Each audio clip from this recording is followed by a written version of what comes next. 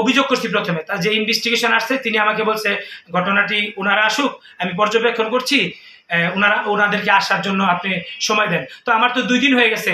ঘটনাটা ঘটছে আপনার 22 তারিখে, আজ হচ্ছে 27 তারিখ। এই যে 3 দিন হয়ে গেছে, দীর্ঘ যে আপনার 3 দিন 1 সপ্তাহ কাছাকাছি যে আপনার এই মামলাটা এখনো মামলা হয়নি, সেটা জিডি রাখছে।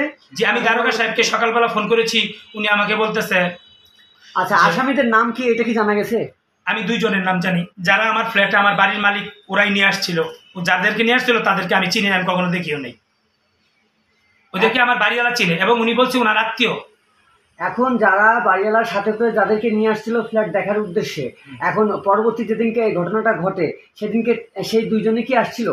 জি, সেই 2 জনের একজন বাড়িওয়ালা, সেদিন আসছিল 2 জন, বাড়িওয়ালা আর হচ্ছে বাড়িওয়ালার সাথে যে লোকটা, তারপর ওই লোকটা আরেকটা লোককে নিয়ে 22 তারিখে এই ঘটনা ঘটে গেছে বাড়িওয়ালার অ্যাবসেন্স। আচ্ছা, মানে সে একজন ছিল। হ্যাঁ, সে একজন পরিচিত মুখ, একজন ছিল যেটা পূর্বেও আসছিল। জি, বাড়িওয়ালার সাথে আসছে, তাই না? জি।